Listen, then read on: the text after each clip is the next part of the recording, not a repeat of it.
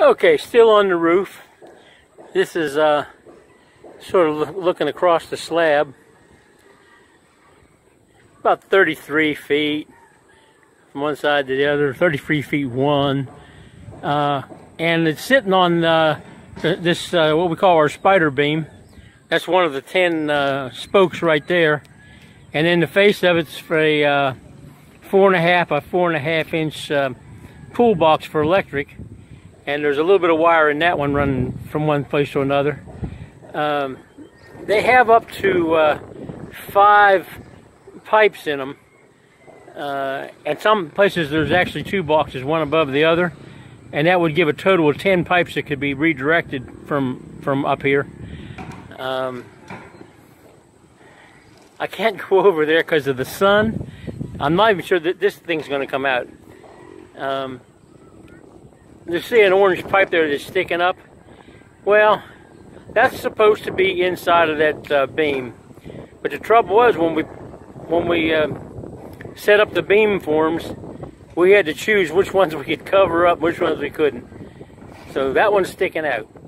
Now, eventually, when we poured the floor, we knew we had that problem. So there's a bag here stuffed in a piece of 4-inch PVC, and another one over here. And those are open right through to the bottom of the slab if they wasn't full of cement bags. And the deal there is we have a form made up that puts a rounded end opening between these 2 spider spokes up here. And that will completely cover up all these errant pipes that are close to the beam but not inside of it. And farther back in there, at the end where there's a heap of mortar thrown up just to keep water from running out right now, they gets another security grill, and these ones are seagulls, mostly flying. I don't think any of them are standing still, but they're different views of all the same species, I'm pretty sure. And the mortar there, we have to put a molding around that hole because it's the housing for that 7-foot whole house fan, or 7 meters whole house fan.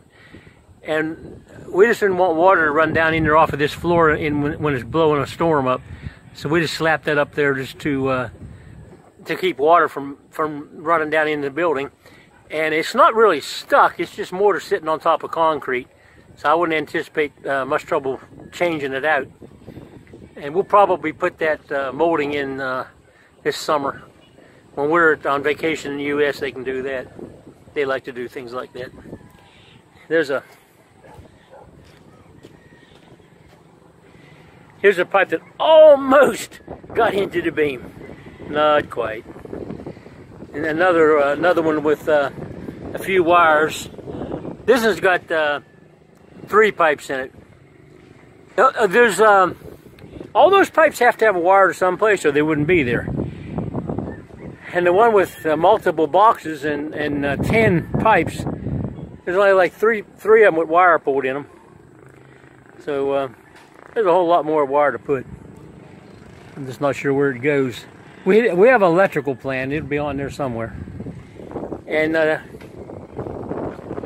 we have a death trap up here.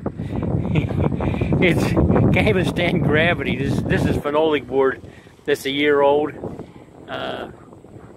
It just goes to pieces. Sun, rain, whatever. This was put up here because of this future staircase hole. And the future staircase, I don't know if you can see, there's some holes there in a row on the edge of it, about 4 inches, 15 or 10 centimeters in. Those are round rods that go down and go into the ends of the stair tread. The other end of the stair tread, it's got pipes out here. Same thing. And that over there would be the end of the bottom tread. And these here are the ends of the inner circle. So this is another helical stair. It's not really spiral. single center beam like on James Tanner's Villa Felice, except that ours is round and his is straight. But it's the same kind of thing.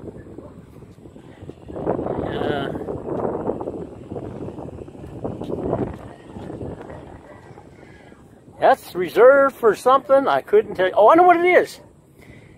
That is to pour concrete into the beam so we can vibrate it.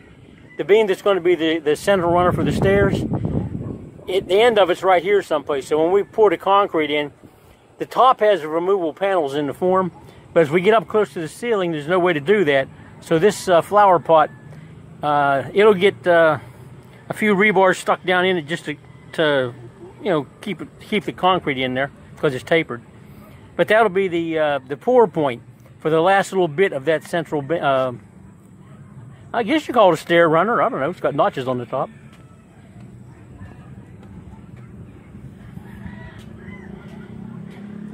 There's one with a lot more wires in it, and a big pile of pipes that didn't get inside. When we put the first part of this, we didn't know anything about the second part going to be here. It didn't make any difference the day that we were laying the pipe out. But once we went with this center here, redesigned the center of the house, then it made a difference, but it was already poured in concrete. And these open holes here, that's to pour the concrete in for these curved end forms that they're going to hide all that. It's getting near dark. I don't know, maybe you can.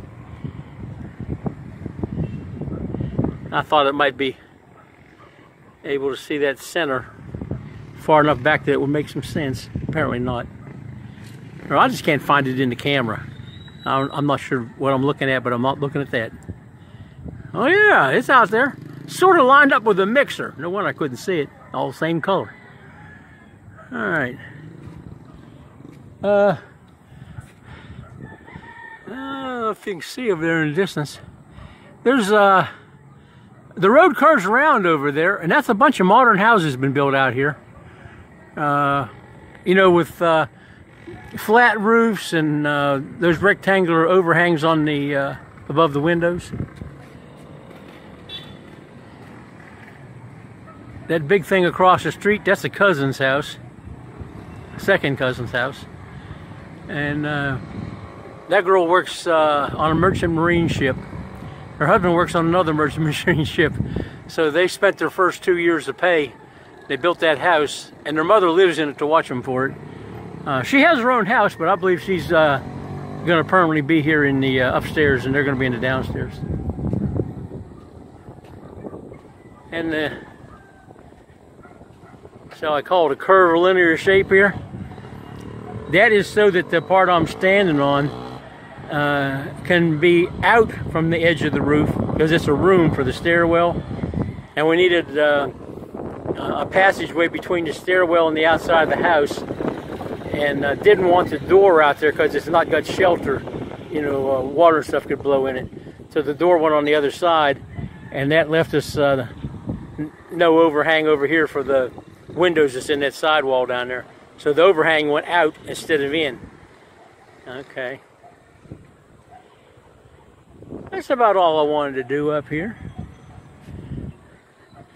Got a pile of rocks there in front of the electrical pole. I have connections to make, so I left a hole there. And last week I had them pick up all the rocks out of the yard in case I get a lawnmower or something. Of course, you can tell over here they didn't get many of them because there's another 400 of them right over here.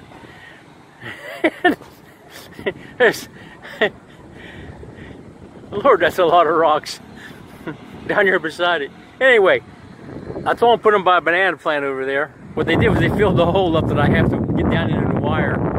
So eventually that's all got to come out of there. And I'm going to get the same ones who put them in there to take them out. You know, pay them the same. And then make a day's pay out of it. Okay. Yeah, that's enough for now. Oh, and as people say, please like, share, and subscribe. I don't know why they say that. It's got something to do with YouTube. Not really sure what the deal on it is. I guess it's there's going to be more than one video, and I guess if you're subscribed, you would be able to find them if you couldn't remember the name of the channel. I don't know. Anyway, like if you liked it. Don't like it, push don't like, you know. You got any questions I might know? I'll just tell you when I don't know too. But if I have some idea what you're talking about, I'll probably answer any comments. If not, my wife will. Okay, bye y'all.